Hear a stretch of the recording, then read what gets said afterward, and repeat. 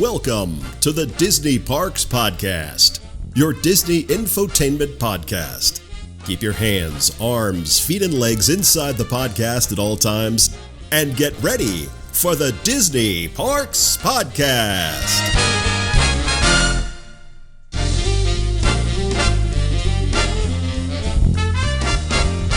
The Disney Parks Podcast is not affiliated with a Walt Disney Company.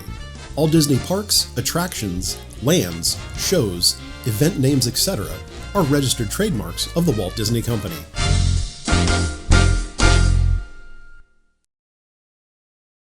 The point of this little story is that the people who run D23, first of all, it's a very small team, and I'll introduce most of them to you today. We're all Disney fans in our own right, and I never would have dreamed back in 1991, sitting there, having the chance to watch, Disney legends, past, present, and future, talking about this great company.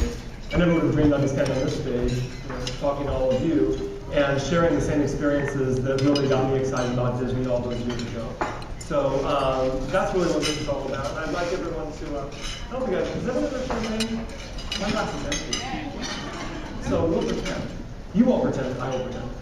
Anyway, here's a toast to D23, our first anniversary, to all the great, exciting adventures we've had together so far in the first year, and much, much more to come in the coming years. So cheers, here's to D23. Thank you.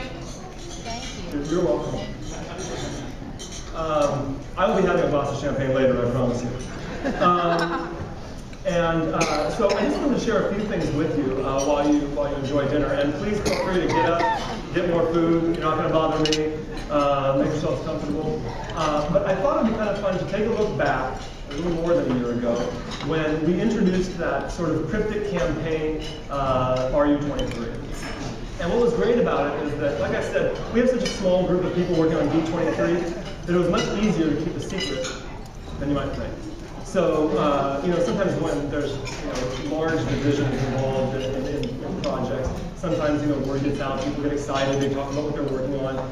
But at the Disney studio, we have these RU23 posters up. You might remember them.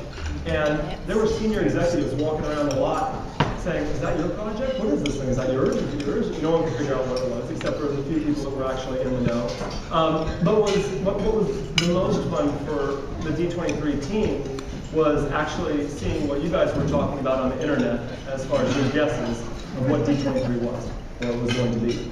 So I thought I'd share a few of them with you, in case you haven't seen them before. And if anyone is brave enough to raise your hand and let me know that you were the one that guessed, I'd love to know. But first and foremost, it was not the number 23 movie with Jim Carrey. Not a Disney movie. Not G or PG, I'm sure it was. I can't see that small, but R. So no, not that. Flight of the Navigator turns 23 this year.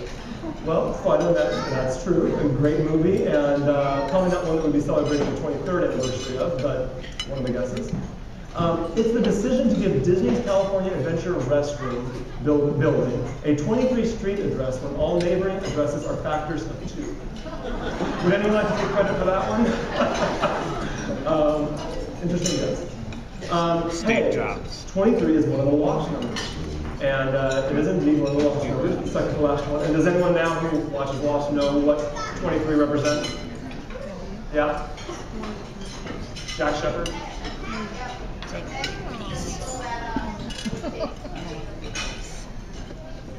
I kind of heard that, but good answer. The other one was the 23rd anniversary of Pixar. I'm sure that's what it has to do with. That's a pretty good guess. Pixar is something definitely worth celebrating. Could this mean free park tickets for everyone born in 1986? That is highly unlikely. Some kind of contortion of binary code. I don't even know what binary code is, so we'll move on. This one, I have it from a very reliable source that 23 is a DVC, Disney Vacation Club, ownership partnership with Walt Disney Parks and Resorts, and is going to be a regional-based entertainment and timeshare facility that caters to the Disney fan. Okay, no. And that very reliable source, not so reliable. Let's see, what's next? Oh, so those are the guesses. So, so no one No one gave any other guesses? No one got the next thing I kind of wanted to share with you was something just a little fun. I'm sure you're all familiar with the launch campaign for D23, the Expo campaign, made for you, all the characters and all this. Well, we thought it'd be fun today to share with you some of the ad campaigns that didn't make it into our launch or into the Expo. And let's not take too many pictures of these. 123 years of magic, we thought was a little before its time. Year of 23 million dreams, we're fighting off a little more than we could chew in our first year. Maybe next year that'll be our thing. The worst kept Disney secret. The DVC folks were a little prickly about that one. I thought this was the best one, but no one got the message, so whatever. The most beautiful fan club ever sold. That's the one on my office wall. Bibbidi bobbidi buy it, please do, tell your friends. If the shoe fits, wear it. And Elizabeth was charging too much for the rights to this, so we had to pass on this one. Even better than a snarf flat. I mean, you gotta admit, D23 is better than a snarf flat, especially if you don't smoke a pipe. So, I hope you agree. Fans of friends, not food. Please join now, we're a nervous wrecks. That was our mantra for the first couple months of D23. I like that. We'll make a fan out of That's this. cute. That's cute. Look at you, Tyler. That's cute. Becky, can you make sure we, make a note of that. And we've got no strings. Cute. Unfortunately, the legal department got a hold of this one, and section 4.A says strings may or may not be attached, and as soon as we saw it out, we're like, this is not going to work for me, so we moved on. So anyway, just a little bit of fun stuff that we came up with. I'd also like to take a moment while I have you to recognize some of the people that actually make D23 happen.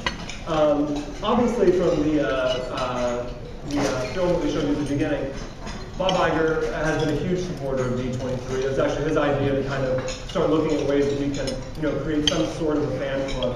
And then my team came in and came up with some ideas that we ran by him, and we ended up with D23. But another person that doesn't get, sort of any recognition for the role she played is actually this lovely lady right here, Xenia Muka.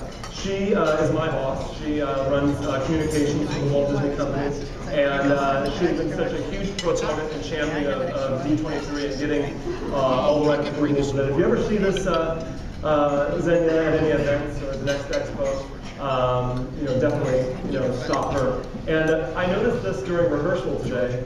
For the first time, our cart was number 23. But neither of us are Barry, so I don't know. We'll get to Barry in a minute. I just drink. So, You don't mind? this is Becky Klein. Some of you know Becky. Some of you also know. Yeah, big round of applause for Becky.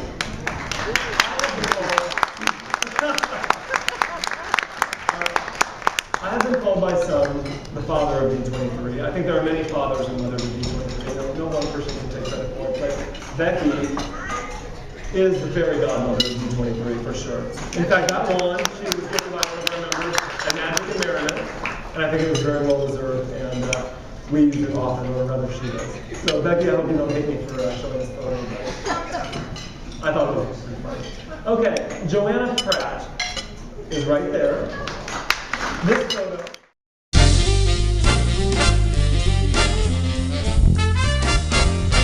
The Disney Parks podcast is not affiliated with the Walt Disney Company. All Disney parks, attractions, lands, shows, event names, etc. are registered trademarks of the Walt Disney Company.